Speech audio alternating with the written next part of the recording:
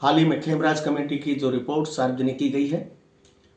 इससे राजस्थान के किसी भी वर्ग के कर्मचारियों की कोई विसंगति दूर नहीं हुई है। और मैं समझता हूं कि ये रिपोर्ट जो है ना, एक तरह से राजस्थान के कर्मचारियों को गुमराह करने के लिए उनका इतना बरसों का इंतजार उनसे करवाया। और कर्मचारियों को उम्मीद थी कि उनकी जो मूल वेतन विसंगति जो है, प्राथमिक पदों पर जो मूल वेतन विसंगति है, वो चाहे शिक्षक हों, चाहे इंजीनियर्स हों, चाहे अधीनस्थ कर्मचारी हों, नर्सेज हों, टेक्निकल कर्मचारी हों, अधीनस्थ कर्मचारी हों, पुलिसकर्मी हों, इन सबका जो मूल वेतन 5वें वेतन आयोग तक दिल्ली के बराबर था। मगर 6वें वेतन आयोग, 7वें वेतन आयोग, इनका मूल वेतन एक एक पे लेवल प्रारंभ में ही चूंकि कम कर दिया गया, इससे 5 से 15,000 रुपये प्रतिमाह की मूल वेतन विसंगति। और इसको लेकर के पहले टीसी सामंत कमेटी बनाई गई भाजपा सरकार के द्वारा, मगर खेमराज कमेटी का गठन कर दिया उस रिपोर्ट को सार्वजनिक किए बिना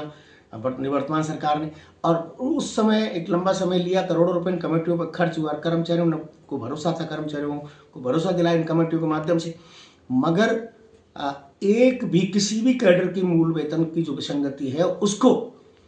वर्तमान जो रिपोर्ट्स है उसके द्वारा सिफारिश उसमें नहीं किया जाना, तो लगता है कि जो सरकार की मंशा थी कि कर्मचारियों को कुछ देना नहीं है, उसकी मंशा के हिसाब से ये कमेटी ने अपनी रिपोर्ट सार्वजनिक की है।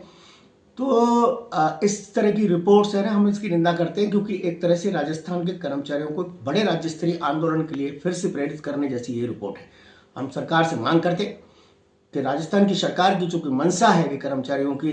कल्याण के लिए वो कार्य करे, तो लाखों कर्मचारियों की जो मूल वेतन विसंगति है, उस विसंगति का चूंकि इस रिपोर्ट्स में कोई हवाला नहीं है, इसलिए राजस्थान की सरकार कर्मचारियों की जो मूल वेतन विसंगति उसको दूर करने के लिए कारगर कदम उठाए, ताकि कर्मचारियों को आंदोलन के लिए फिर से प्रेरित न होना पड़े। और इस तरह की रिपोर्ट से राजस्थान के कर्मचारियों का इस तरह की कमेटियों से पूरी तरह से विश्वास उठ गया है। मैं राजेंद्र राणा, प्रदेश अध्यक्ष, अखिल राजस्थान राज्य कर्मचारी संयुक्त महासंघ।